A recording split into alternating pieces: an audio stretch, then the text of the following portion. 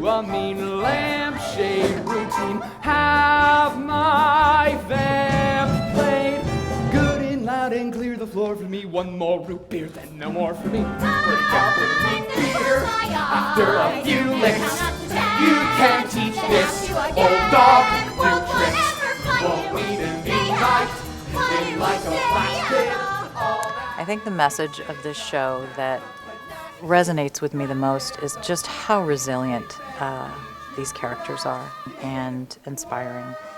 And I think that the message of this show really honors Charles Schulz's legacy and these beautiful characters that he created. We were here 2 years ago doing a workshop of this. It's kind of like a trial run for this production, and in the 2 years, it's grown in size and importance, and I'm really impressed. I love working with students, especially college students, and this is just, it's fun. I'm glad I'm here. My collaborator, who's no longer with us, Hal Hackady, he and I were asked by Arthur Whitelaw, who was one of the original producers, if we would be interested in writing a sequel to Your Good Man, Charlie Brown. I wrote a new one with Andrew Lippa, which was really great fun, and I've always been a fan of his, and it was for a character who never had a solo, for the character of Sally. Husband's material, that's what I need. Someone who can be mature, someone who can read. Husband material, walking down the aisle, someone who can grow accustomed to keeping me in style.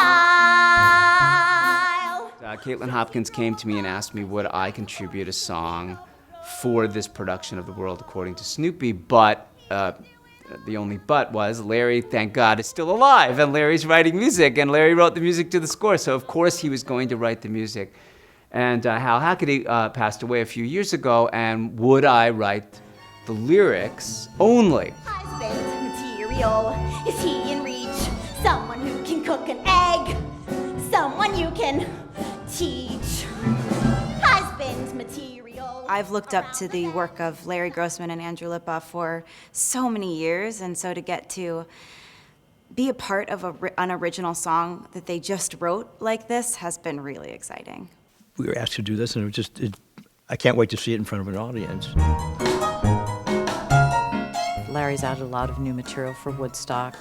One of the things that Adam and I really wanted to look at was the role that dance played in the show and the character of Woodstock, and sort of utilizing him as more of a narrator in the piece, sort of taking us in and out of these vignettes.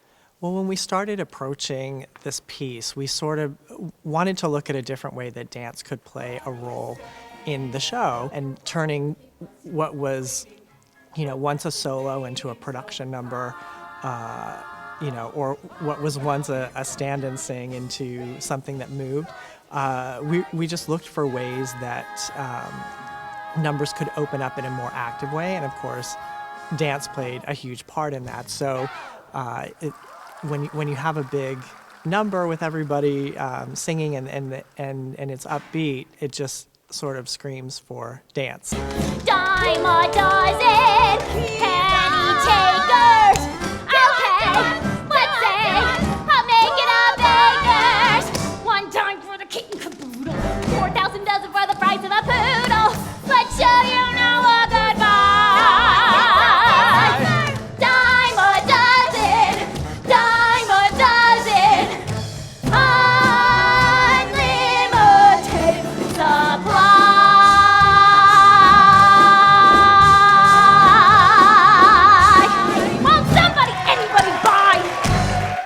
One of the things that I was very interested in doing when Adam and Larry and I early on started talking about developing the show, I felt it was very important that we had new orchestrations. One, to make it more current, more hip, bring it to today's audiences, and have a fresh sound to the show. And Greg Bolin, who is our head of our musical direction program here at Texas State, did the new orchestrations for the show. It was a joy. It was an absolute joy to sit down and and give each song the kind of love and a new personality that it needed, that it wanted, and had never maybe gotten the chance to have. So it was a real joy. Gonna be hearing from Snoopy. Pardon my beagle, but whoopee! Now I'm the big bow. Wow! You're Nice! Woogie boys! Who let the dogs out? People over Broadway! Singing all of a sudden with an entire group of musicians backing you up is an incredibly exciting feeling.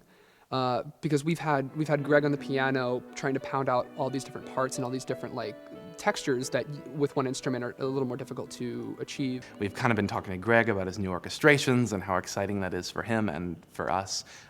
So I'm incredibly excited to see what it's going to sound like with our voices in the orchestra. It's going to be amazing. Where did that little dog go? Only a moment ago, he was there, tugging at my sleeve, begging me to play. Was it yesterday? He was Snoopy, little Snoopy. One of the things that has been such an incredible opportunity at Texas State University is that we've been able to commission new work and develop new work and produce new work. And the opportunity that affords the students educationally to be in a developmental process is, I think, imperative to their training as professional artists, learning how to work in that way. And I will say, not because they're my students, and of course I think they're perfect, but I'm extremely proud and inspired constantly by their willingness to play. They are brave and fearless and have taken on these roles with such passion and commitment and abandon, and with just a joyful, they're just joyful creators. That's what they do.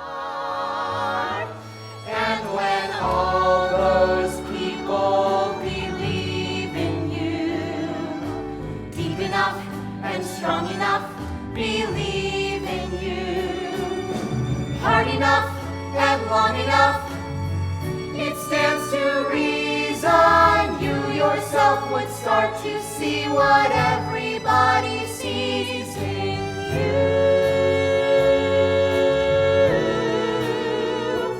Then maybe even you can believe in you too.